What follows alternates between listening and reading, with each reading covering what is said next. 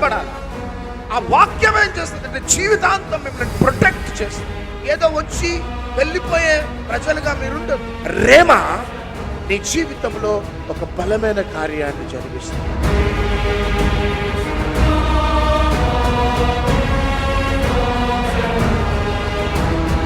ఆశ కలిగి నువ్వు ప్రార్థన చేస్తే, ఆసక్తి కలిగి నువ్వు దేవుని వేడుకుంటే, దేవుడు నీ యొద్దకి దేవుని వాక్కుని పంపబోతున్నాడు. ఆమె నేను చెప్పాలంట.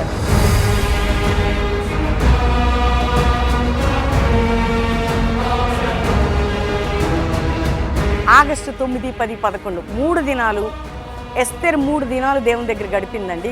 యూదులు గడిపారు, చరిత్ర తిరగరాసింది. కాబట్టి బెల్లంపల్లిలో ప్రతి నెల 3 రోజులు జరుగుతాయి. మీకు తెలుసు, మీటింగ్స్, మంచి వర్షిప్, చక్కటి వర్తమానం, అందరం కలిసి వర్షిప్ చేసి వాక్యోపదేశం పొంది అందరం కలిసి ప్రార్థన శక్తి పొందటం ద్వారా. కాబట్టి 9, 10, 11 3 దినములు బెల్లంపల్లిలో మీటింగ్స్.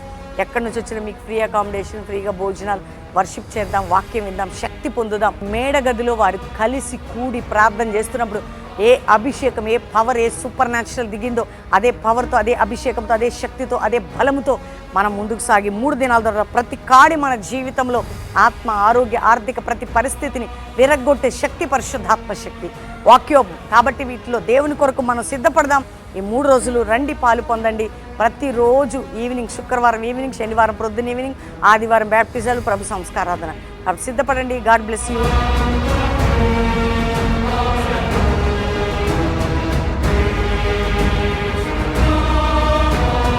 మంచి వర్తమానం, ఆత్మీయంగా ప్రభువులో సాగిపోయేటువంటి దైవ వర్తమానం దైవ సేవకుల ద్వారా అందించబడుతుంది.